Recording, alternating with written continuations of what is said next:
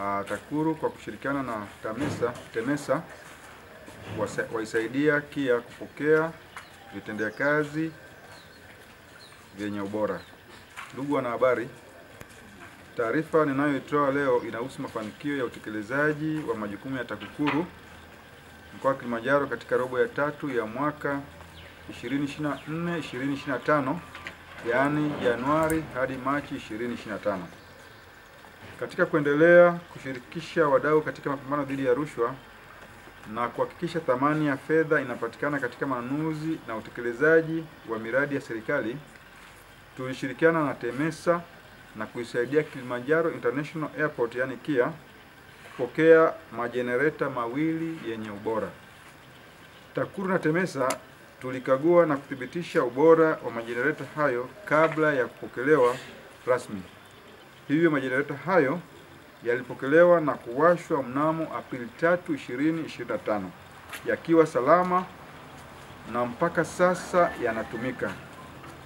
Kazi hii ni mwendelezo wa taarifa tuliyoripoti katika taarifa ya utendaji kazi ya Julai Septemba 2024 baada ya TAKUKURU kuzuia malipo ya shilingi milioni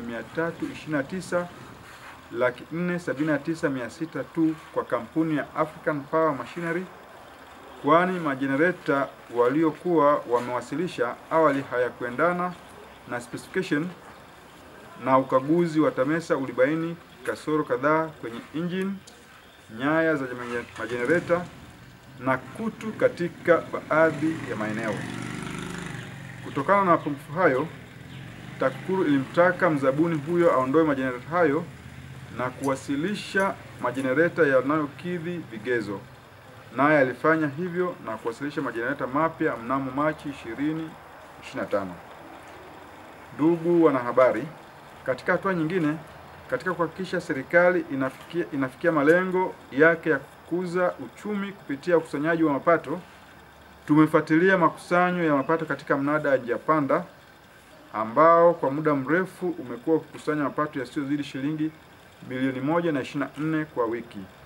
Mnamo mwezi Februari 2025, TAKUKURU kituo maalum Holili walifanya ufuatiliaji wa ukusanyaji wa mapato ya mnada huo kwa siku 2 za mnada.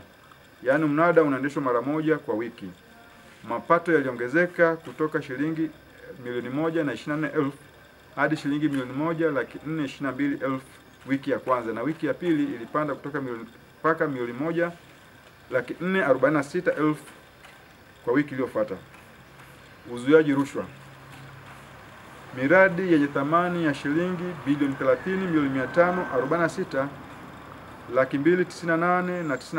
30,246,298,095,033 katika sekta za afya, elimu, ujenzi, ufugaji, utawala, viwanda na biashara imefuatiliwa, ambapo ushauri ulitolewa kwa baadhi ya miradi iliyobainika kuwa na kasoro chache. Miradi hiyo nimeweka kiambatisho.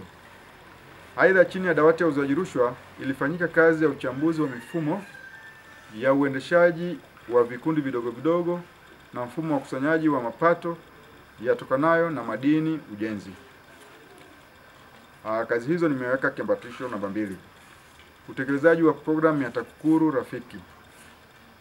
Kata 19 zimefikiwa na jumla ya kero 208 zimepokelewa, ambapo kero 89 zimepatiwa majawabu na kero 119 zinaendelea kufanyiwa kazi. Uelimishaji umma. Tumeafikia makundi mbalimbali ya jamii kwa njia ya semina 32, mikutano ya hadhara 17, uimarishaji wa klabu 94, maonesho 8, vipindi vya redio 14, utoaji wa habari 8 na taarifa ya utendaji kazi 1 imetolewa. Dawati la uchunguzi na mashtaka. Malalamiko 131 yamepokelewa, ambapo yanayohusu rushwa ni malalamiko 64 na yasiyohusu rushwa ni malalamiko 67. Kwa upande wa mashtaka, kesi 14 zinaendelea mahakamani. Kesi mpya zilizofunguliwa ni 6, kesi zilizoshinda ni 5, na katika kesi zinazoendelea katika mahakama mbalimbali mkoani Kilimanjaro, kesi moja ni corruption ambayo inaendelea katika mahakama ya uhujumu uchumi.